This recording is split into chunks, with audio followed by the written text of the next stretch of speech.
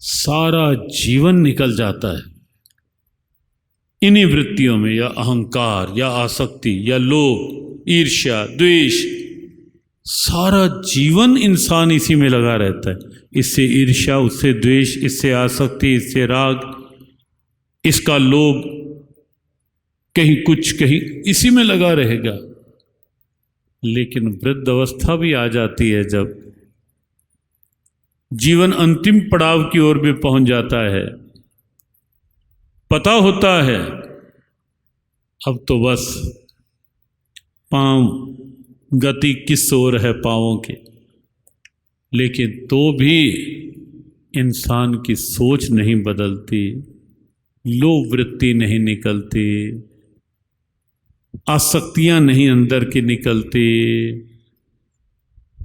ये ईर्ष्या द्वेष, चलो युवावस्था प्रौढ़ावस्था तक तो ये हो तो हो, लेकिन जब वृद्धजनों को भी देखते हैं, उसकी चुगली, उससे ईर्ष्या, उससे द्वेष, अरे भाई अब तुम क्या लेते हो इससे?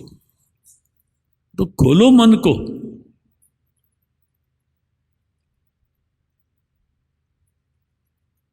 कहीं कुछ है भी तो हमने कई बार कहा, जीवन जीने का एक प्यारा सा ढंग,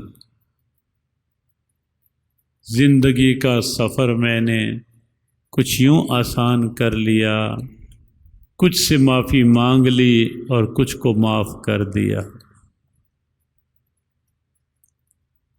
हल्का जीवन, सहज जीवन जिए, लेकिन होता नहीं। तुलसीदास जी ने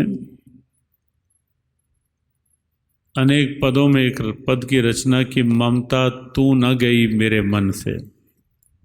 उन्हें विस्तार दिया उसका, आंखों की रोशनी चली गई, कम हो गई, दांतों में चबाने की शक्ति कम हो गई, कानों के सुनने की शक्ति कम हो गई, पैरों से चलने की शक्ति कम हो गई, हाथों से काम करने की शक्ति कम हो गई। जिन हाथों से इतना भार उठाया था कभी, अब उन हाथों से चाय का प्याला भी नहीं आराम से पकड़ा जाता। स्मरण शक्ति कमज़ोर हो गई। ये सब कुछ हो गया, लेकिन ममता तू ना गई मेरे, संसार की आसक्ति नहीं कम हुई, वो बनी रहती। तो ये धृतराष्ट्र उवाच का ये श्लोक एक चेतावनी। धृतराष्ट्र वो पात्र है जो जीवन के उस मोड़ में आकर भी संसार में उलझा हुआ है, जिसको अपने कल्याण की चिंता नहीं है, जिसको ये चिंता नहीं अब तो कुछ कल्याण कर लें, अब तो कुछ परलोक की सोच लें। वो पात्र है धृतराष्ट्र।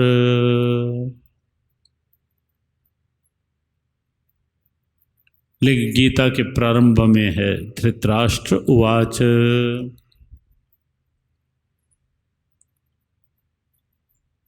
एक महापुरुष ने तो कहा कि जब किसी ने पूछा कि गीता रूपी इतना सुंदर ग्रंथ और सामने धृतराष्ट्र दिखाई देता है, तो कहा गया कि जैसे कोई बहुत सुंदर बिल्डिंग बनती है तो बाहर एक वो लगा देते हैं ना, किसी की नज़र ना लग जाए, क्या बोलते हैं नज़र बट्टू या कुछ भी बोलो, नज़र ना लग जाए, ऐसे जीभ निकाल के और ऐसी शक्ल और ऐसा ही। तो कहा कि ये धृतराष्ट्र नज़र बट्टू है, गीता के बाहर सबसे आगे धृतराष्ट्र। लेकिन एक चेतावनी भी है कि जीवन ऐसा नहीं हो।